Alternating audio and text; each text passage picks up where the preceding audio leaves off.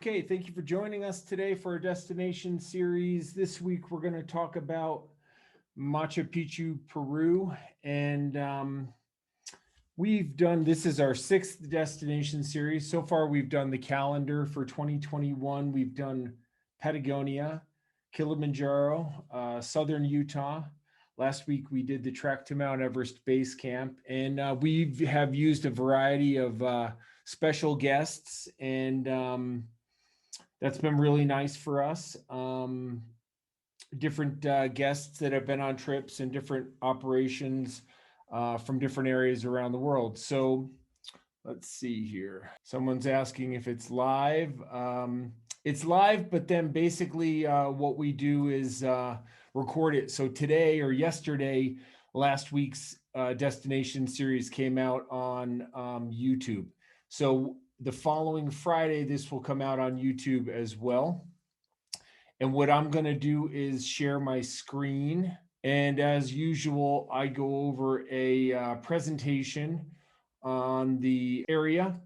And while I'm going over the presentation, you're welcome to type in any questions that you have. And at the end of the Zoom session here, I will answer any questions that you have. So today we're talking about the trek to Machu Picchu. And like many of the areas that we go, and it's been really fun to kind of go through these the last few weeks because I haven't been over here in the last year because of all that's gone on. It's really fun for me to revisit them with photographs and everything else along the way. So Machu Picchu is down in Peru, South America. X marks the spot where we go. As far as flying there for folks, this is kind of nice because the time change is pretty much Eastern time. So 3 o'clock here in Utah right now, it's 5 o'clock down there. So there's not a huge time change. Usually these are overnight flights that go from Houston, go through Atlanta, Miami, LA. There's a number of ways to fly down to Peru. You usually land early the next morning. A lot of flights end up having to layover or not layover, but you'll get there early in the morning, like midnight, 1 o'clock in the morning. And then you're going to want to spend the night possibly in the airport hotel. There is a hotel that is directly in the airport. Don't even need to get in a shuttle bus to get there. And then you would fly the following day from Lima into Cusco. So when you fly into Cusco, we need to think always that we're going from sea level over to Cusco at about 11,000 feet. So typically when we fly, we're going to get dehydrated. We might not drink as much water and fluids as normal. So with that, we definitely want to make sure that we're hydrating well so we're feeling really comfortable when we arrive. Peru is an amazing country, and Cusco is an amazing city. It's the oldest, one of the oldest cities in the Americas that is still occupied and still kind of carrying on century after century. So it's really a fantastic way. You can see this gentleman dressed as an Inca on the right hand side of the screen. These are original Inca walls here. Look at all of these stonework that they've carved these. This one has multiple sides, not just square blocks. It is a very unique situation down there.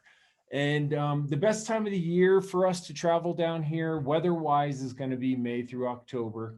Last year we ran a trip in January, and that was spectacular.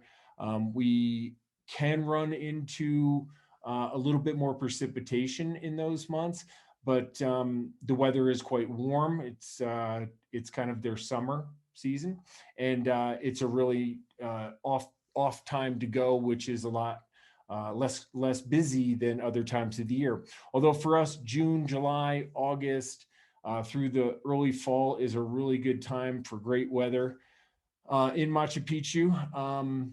We are going to the Andes mountain range, and the Andes are the second highest mountain range in the world. It's amazing outside of the Himalayas, stunningly beautiful mountain scenes throughout. And one of the things I like to focus on in these different talks is the fact that although Last week we talked about Everest Base Camp, and the prior week Kilimanjaro. We talked today about Machu Picchu, but it's so much more about the journey and all the things that we're going to see along the way on our trip.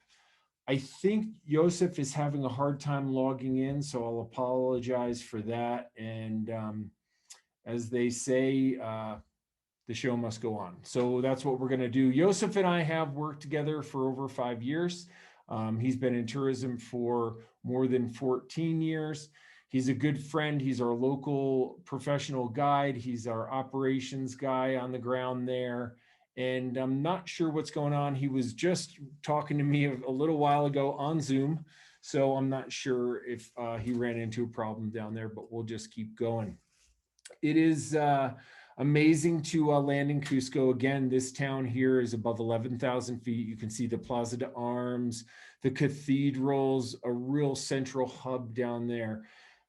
When we first arrive in Peru, a lot of the times what we'll do in Cusco is we'll spend a few hours and then we transfer out of Cusco to descend into the Sacred Valley to about 9,000 feet. So it's a way of acclimatizing ourselves and getting comfortable, but letting the body adjust, and then moving down to a lower altitude.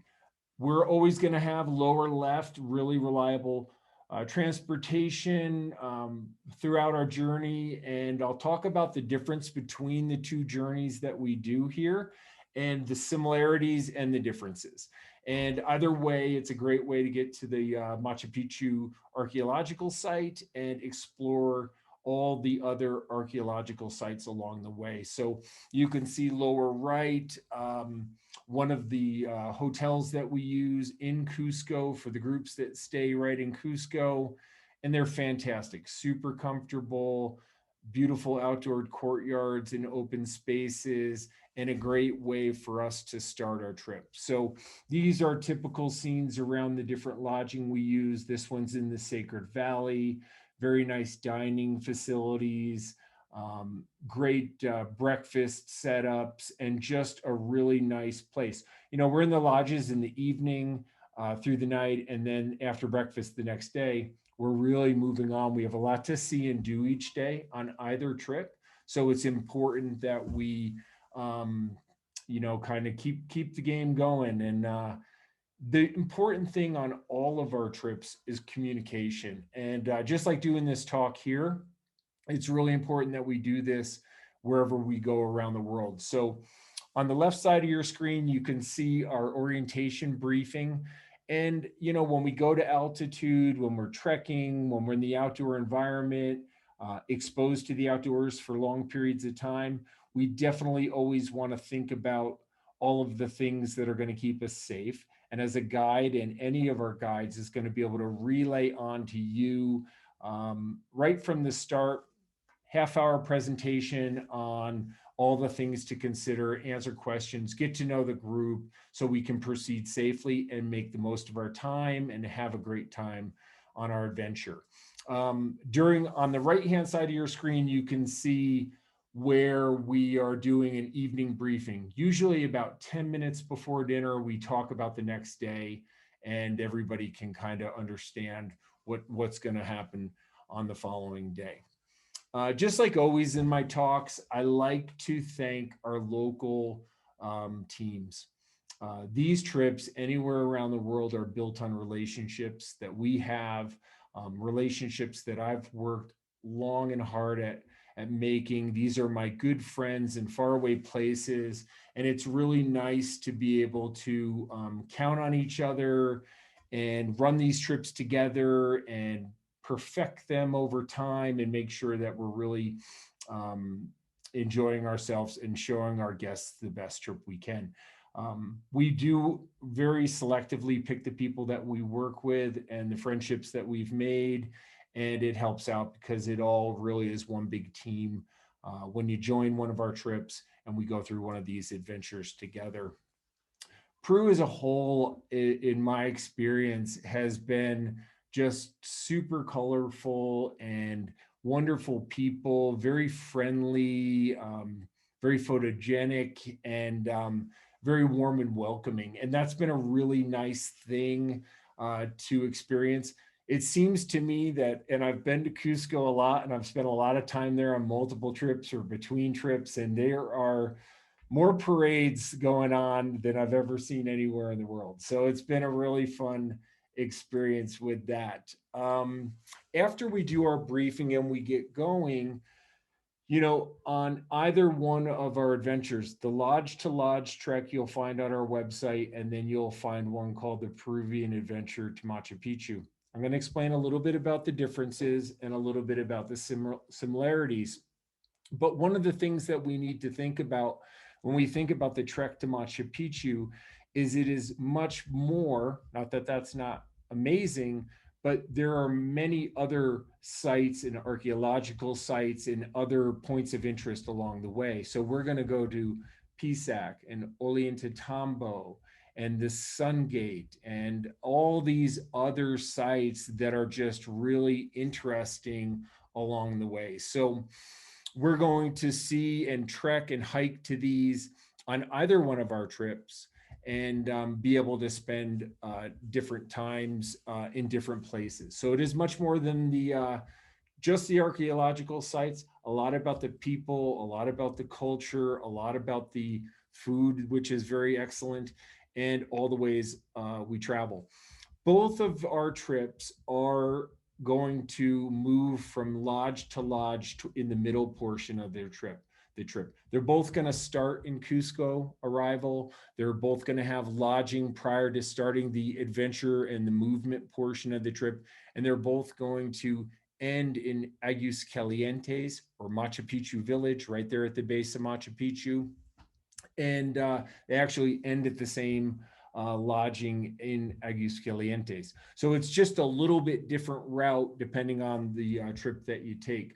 But during the trip, as we move, we're going to be in these beautifully made luxury lodges, and they're fantastic, and they have all kinds of great facilities. So this is the lodge to lodge trek, and you can see that they have a hot tub, and in the back of the hot tub, a really fantastic view of the mountains that's a little cut off, fire pits, great common space, and great cuisine, a bar, dining facilities, and just a really beautiful atmosphere. The unique thing about all the lodges on both trips is that every lodge is unique and different from the other.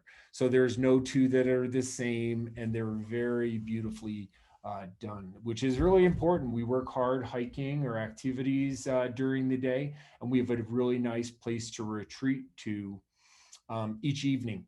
So it's really nice. On the Peruvian adventure to Machu Picchu, the difference here is on the lodge to lodge track, in the middle portion of your adventure, you are going to hike from one lodge to the next.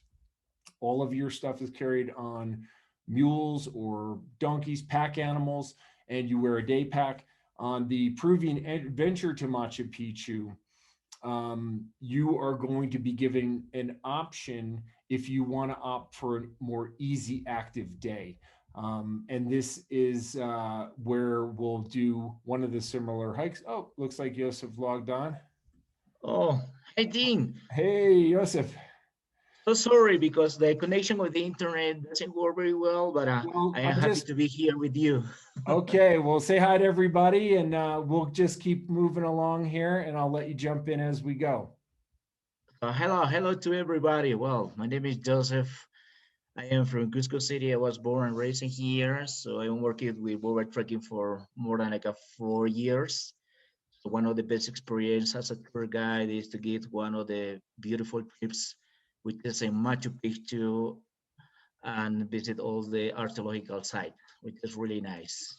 Well, thanks for joining us, Joseph. We will have you just interact and go through some things as we move along. So we just got started.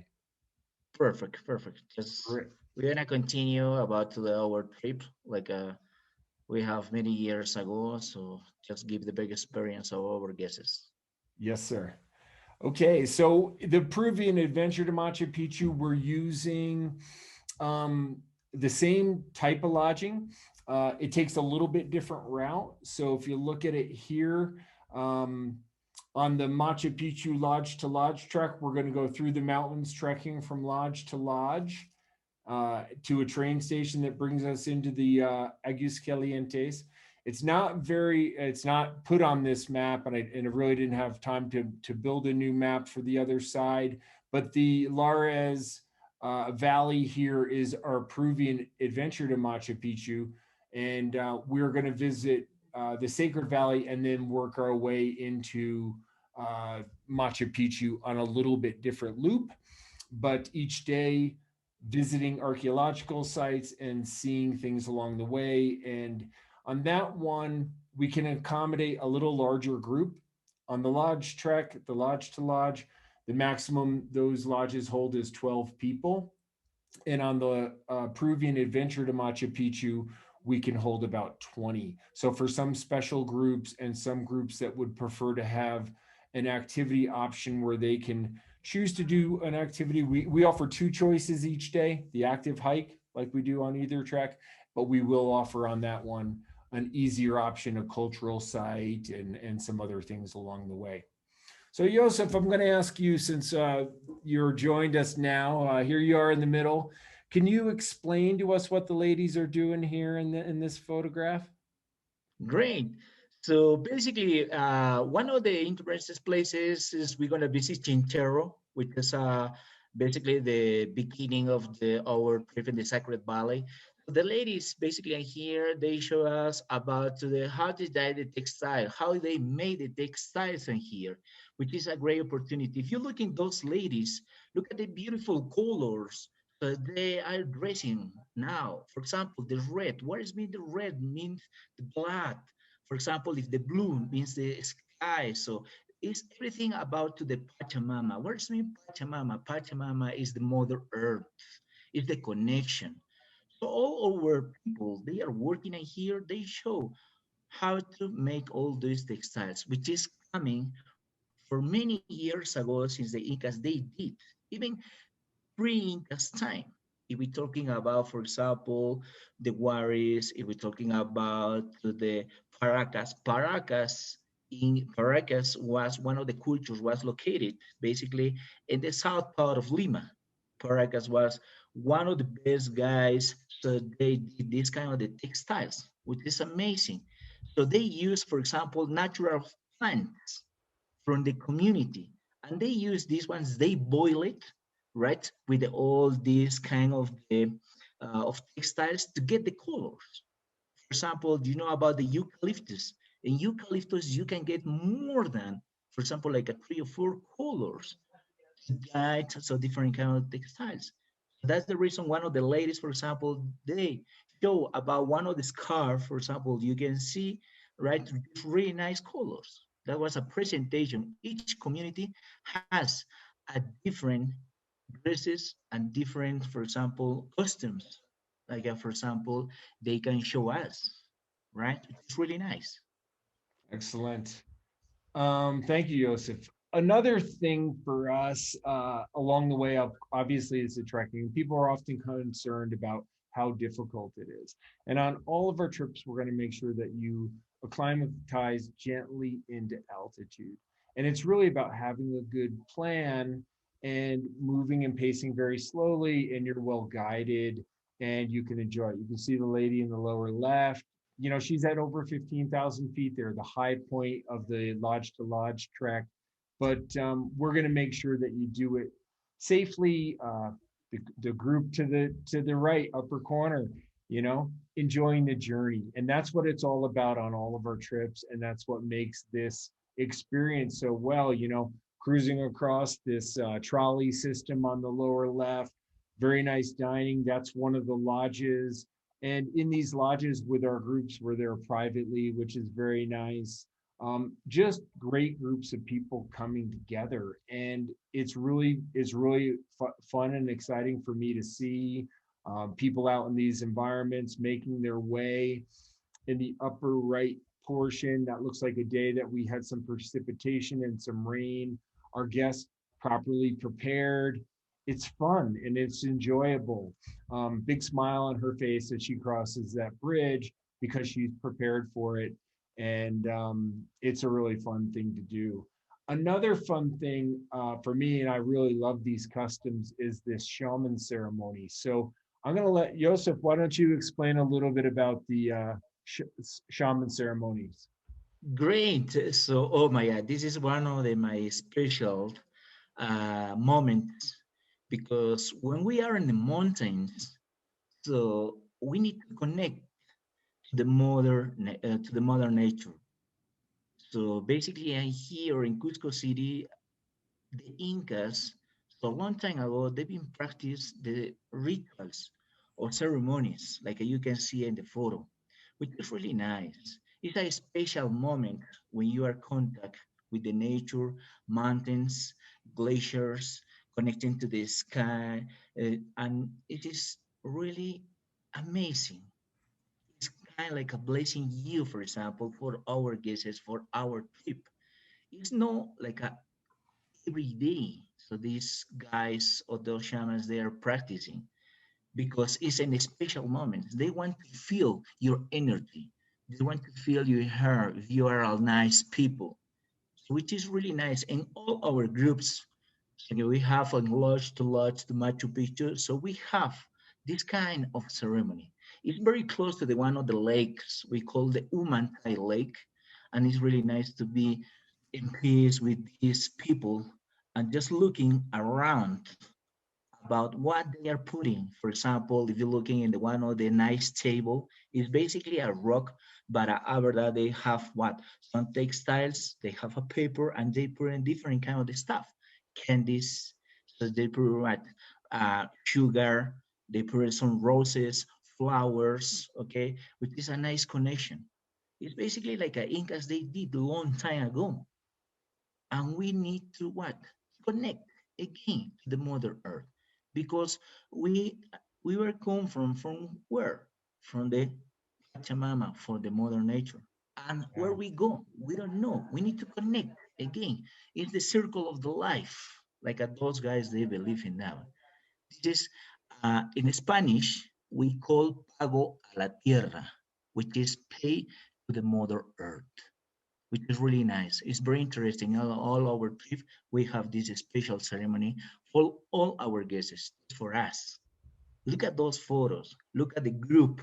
Look at the people. They are just focused because they want to understand where's the connection with Mother Earth. It's It's fantastic. amazing. Yeah, it really Yes. is a fun thing. People really enjoy it. It's a special and unique experience with the shaman, and it's really fun to participate in it and appreciate where we are and the beauty of the area. So, our guests come from all over. We try to have fun with them. We try to make sure that they're able to connect with the local culture and see the fun things along the way. I think that a big part of it is the local culture. Joseph, can you explain a little bit about the Sacred Valley and Pisac and the areas Yes. there? So, yes. Well, what is the idea we call the Sacred Valley? The Sacred Valley is one of the beautiful places we have not far away to Cusco City, just driving like a 45 minutes, and we're gonna connect to the one of the beautiful places, which is Pisac. And Pisac was the beginning, basically, of the Sacred Valley. So Pisac was one of the beautiful administration places because you can see more than like a 200 terraces. You can see, for example, granaries. You can see the construction in the Incas times and the pre-Incas, which is two different Inca architectures, which is really nice. So the Sacred Valley, you can see one of the biggest rivers, which is the Urubamba River or the Wilcamayo in Quechua name, Wilcamayo. Wilca means sacred and Mayo means river, which is as through this valley. And all the terraces, so they've been planting what? Potatoes, which is one of the important crops. What else? Corn, quinoa, right? And also in this play of Pisac, that was amazing because the construction of this city is in the top of the mountain. It's really nice to see the whole valley, but you are in the top of these mountains and looking around. So what is the idea to the Incas? They decide to build Pisa in the top of the mountain. Why not down there in the rivers? Because they're probably thinking, well, the river, they gonna overflow, they destroy all the terraces, but they need to build this one in the upper part of the mountains. They need to protect. And also, what is one of the idea of the Incas is what to be close to the God. Who is the God? The sun, which is really amazing. It's a beautiful place to that. Awesome.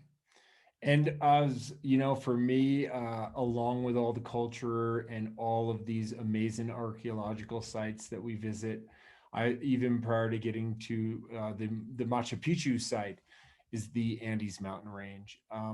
Absolutely stunning and fantastic. And the beautiful trails that we hike upon and the things we see along the way in nature. You know, for us, as we bring people to altitude, I'm always thinking, and our guides are always thinking about their safety and well being. So it's very important. You can see in the left hand side of the screen our group talking before dinner, talking about the plan for the following day, the, you know, so they can mentally prepare for the next hike they're going to do or the next activity they're going to do. So we're going to meet like this to talk. We do have these cards that we hand out, but also go over each day, and you can see they're typical. They're going to tell us the altitude we start, the high point of the day, the altitude that we finish, the distance that we need to go, the amount of ascent and descent, which is important to think about. Going downhill is not generally easier in some ways; it just works different muscles, and the length of time that we would be on the trail. And note that in that length of time, we're going to take a number of precautions to hydrate, to snack, to stop for lunch if we need to, or maybe make it to the next place we're going to be for lunch. But our activities are well thought out. We're always thinking to what is the high point of the trip and how can we slowly get people to let their bodies adjust to gain that high point. And then it's all really about them enjoying the whole journey. So we want to make sure that we've got a well thought out plan, we adapt our plan accordingly, and that we can be really safe as we go. For us, our guides are medically certified. We do medical checks every day, especially on all of our high altitude hikes and treks and destinations. We have different precautions that we use. We'll quick through that. The each day we'll do a check where we check your pulse saturation, the oxygen saturation of your blood, your temperature. Diamox is the high altitude drug that people take to help acclimatize a little more quickly. Just ask simple questions. How does your head feel? Any headache? How do you feel in general? Are you eating? Are you sleeping? Are you going to the bathroom normally? Takes a couple minutes. We do that each day just to check each individual on the group. So if there's any concerns, we can address the concerns, get them more comfortable, and continue on with our adventure. So you see lower right where we've got a sheet filled out, and that's something that's really important. We try not to make a big thing of it. We try just to make sure that we're monitoring our guests so they can be safe. On the lodge to lodge trek, we're going to use these pack animals to put all of our duffel bags on each day. Those duffel bags go from the lodge we're staying at to the lodge that we end at. On the Lares trek or the Peruvian adventure to Machu Picchu, we're going to transfer the bags in a vehicle each day, and then we're going to do our hiking only with a day pack. When we do expose ourselves to the lodge to lodge trek, we will always have a rescue horse in case somebody feels too tired to make the entire trek. And we can put them on a rescue horse and they can ride. They can be walked to the next lodge if we needed to. So we're always thinking about those situations, making sure that we're comfortable. But again, I think one of the things is that you get our groups to focus on enjoying the moments and enjoying the journey and taking in all the culture and the beauty of the mountains and everything along the way. and the altitude becomes the least of their worries. And it really should be, if it's done properly, it should be something that people can just enjoy, and the body adapts no problem, unless people rush, which is what you might see in an unguided situation where they don't really have a plan that's safe for them to do. So eventually, we do make it to Machu Picchu. On either trek, we're going to take a train, the last leg of the journey, into the Aguascalientes village, and we go to a really nice, beautiful hotel there.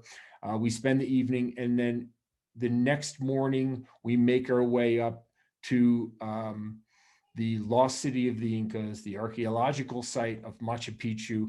And Joseph, I'll let you explain a little bit about this. Oh my gosh, this is one of my favorite moments. So it is amazing, but not is only like a Machu Picchu because many people are thinking, okay, our goal is to visit Machu Picchu, but you were mentioning about today every day like we have in our trip is amazing because we enjoyed the moment, the days.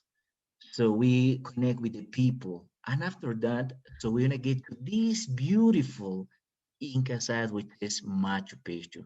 In Machu Picchu, what we're gonna see, you can see the whole area, the living rooms, temples, the temple of the condor, the temple of the sun, the temple of the Pachamama, the Mother Earth. And basically, in the one on our trips, so we can do the hike to visit what? The Sun Gate. The Sun Gate is the last part of Inca Trail. Probably some of you heard about the Inca Trail, which is very famous. And the Sun Gate is the last part. And you can see the whole Machu Picchu, the first view, the first glimpse of Machu Picchu town. I didn't And put also, a I didn't put a photo. I should have put a photo of that in, but the view from the Sun Gate looks from afar at Machu Picchu. It's fantastic. And I didn't have that yes, photo handy to put in here. yes. If you're looking, for example, in this photo, one of the peaks, which is the biggest one, which is the Huayna Picchu Machu Mountain. Picchu Look at Mountain. that one. Yes, Yeah. exactly. Look at that mountain. People like to climb the Huayna Picchu Mountain. They have a beautiful Incan trails going up. Run trip is gonna be like a 1 hour 45 minutes. But in this place also, where we have some terraces and we have granaries in the backside, in the backside of Huayna Picchu Mountains, where we have the Temple of the Moon. And probably you are wondering how crazy were the Incas to build this trail in the mountains, because the only idea was what, to be close to the sun, to the god. And this is a beautiful hike. And from the top of the Huayna Picchu, and you can see another view, different angle, like at the same gate, the whole view, because Machu Picchu, some of the people they say has the shape of who? The condor. The condor, the biggest bird we have in the world, has the same shape, and it is a beautiful view. The access is really, it's not like that the hardest, but you can go slowly to climb to take nice photos and see many flowers, orchids. But at the view from the top, it's unique. What I can say to, if you wanna see Machu Picchu from the top, it's just epic. It's epic So what we do a and very lot of the nice. times is get up in the morning, we make our way up to the gate of Machu Picchu, we hike up to the Sun Gate. In every group it's a little bit different how we manage things. It really depends. Then after we hike up to the Sun Gate, we take in these long views of the ruins and spectacular photographs, really. Then we hike back into the ruins area, and we'll do a 2 or so hour guided explanation, interpretive tour of the ruins and all the different areas of the Machu Picchu archaeological site. After that, we have lunch right up there in a beautiful restaurant right at the gate. And then we allow people to go back in and explore on their own, have a little bit of free time. A lot of times we'll take people up to the Huayna Picchu, this mountain here. We actually climb up to the top area here. And some people want to do that. Some people don't want to do that. It's a nice time for people to kind of have some free time to explore on their own. And then we're going to make our way back down to Aguas Calientes later on in the afternoon. We'll have a set time where we're all meet back up after our free time in the afternoon. So it's spectacularly beautiful, and we manage ourselves around any kind of crowds accordingly. The time we spend in the archaeological site of Machu Picchu itself, we usually are pretty close together because we're hearing the interpretive guided tour from Yosef. And it's very, very interesting and really beautiful. So we just really walk, picture on the left, really just kind of wind all around through those stone steps, see their water fountains that are still running in there. And it's just really fantastic. By the late afternoon, we make our way back down to Aguas Calientes, to the lodge where we spent that previous night. And then we all make our way over to the Hiram Bingham Express train. This is a luxury 3 hour beautiful dining car. It's really nice. There's a bar car, there's a sit down multi-course meal. I believe it holds around 32 guests, and so it's really unique and beautiful for us to get this. They have a band on board in the bar car, and it really is a fantastic journey back to Cusco. And we make our way back to Cusco and spend our final night in Cusco. And then the following day, we're going to usually that's the departure day. If people are flying out of Lima, a lot of the times those flights go in the middle of the night. So we recommend that they get up from the hotel if they need to. We're in Cusco. If they get a later afternoon flight back to Lima, that's going to work out pretty well for them. If they had to move from their room midday, they could put their bags out and they have time to explore Cusco again. They felt comfortable now being in the country for a while and even been around Cusco a while to know areas they might want to go shopping or see some things at. And we can always arrange for continued more guided tour of the area or some of the sites around Cusco. On either one of our trips, we're always going to make a trip detail. The Peruvian adventure to Machu Picchu being the lodge trek that people have two different options to choose from each day, active and an easy active, and then the luxury lodge trek, which actually goes from lodge to lodge, trekking from lodge to lodge. We're going to have all the different information in there that is really important to have. The visa process, which in Peru and South America is very easy. You don't really need a visa if you're from the United States. It's taken care of. You just need a passport that's current for 6 months after you depart. And all of the other details are going to be in these documents. Very important at the end of all our documents is a packing list or a gear list. And that way people can pick and choose what they need to bring.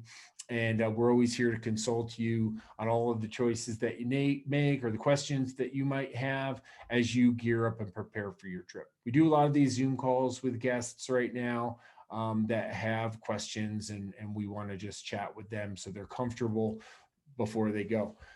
Since it is all of our trips are active and a lot of people want to train for them, and we do have a training manual, we have a training plan, we have a guy that can help you train even virtually, a nutrition guide to follow. And we have many, many YouTube videos that are out in the different areas. And it happens to be, this is a screenshot of our channel. You can see this video from last week. Everest Base Camp came out yesterday. And in between each Wednesday, we are releasing right now a series from the Peruvian adventure to Machu Picchu that I shot last January down there in Peru. So that's coming out in between. And then any of these other destination series videos that we've released the last few weeks. So it is a spectacular time. I think there's a lot of different ways to do the trek and the journey to Machu Picchu, we do it more of the top end style. It's kind of spoils you for trekking because it is so fun and it is so nice at the end of the day in every situation that we go down there on either trek, having these really beautiful accommodations with hot tubs and dining and all of the amenities that are going to make you super comfortable. So I'm going to stop sharing my screen and I will see if we have any questions here. How many other tourists on the hikes each day and at Machu Picchu? Good question. So basically on the hikes, it depends what time of year you go. And just like that, any time that we go, there's different levels. We're always going to try to offset and manage ourselves around other groups because for us as guides and we want our own space and our own time. So at the during the hikes on either one of the hikes, we are pretty remote from other people, maybe passing by some people along the way here and there, but it's not a crowded situation on any of the days into Machu Picchu. When we go into Machu Picchu, one of the things that we do is we go up to the sun gate first. So when we're coming in, when we go up to the sun gate first, we get the sun gate all by ourselves and then come in. When we go to the archaeological site of Machu Picchu and we do the guided tour, you could see from my pictures when you look from a little bit of afar, it's really even hard to see people that are in there, and we are pretty tight as a group. We will see other groups and people that are just maybe rode the train in and touring in there. So we try to manage ourselves around any kind of major crowds, and we try to spread ourselves out on every adventure we take. Can we talk about the wildlife one may see? Aside from the condor, Joseph, why don't you talk about that a little bit? What other wildlife can we expect to see? For the wildlife, is well, we're gonna see llamas and alpacas, but we're already domesticated, right? But if we have luck to see the puma, because the puma is basically is one of the animals that were in the Andes. That's very nice. But basically, those animals, so we're gonna see in the Andes. As you know, Peru is located in the middle of the Andes, right? And also in our hikes, so we would expect to see the condor, which is one of the I can see the idols of the Incas, right? Because if we're talking about this, so this considered as a god, right? That's really lucky to see the condor in this trip. Thank you. So, one more question. Do you have dates for this year, the trips to Machu Picchu? We do. We have a group that is going right now scheduled for May 29th through June 7th. And just like all of our trips right now, we are, of course, keeping a close eye on the development of the pandemic and how we hopefully start to see ease in that.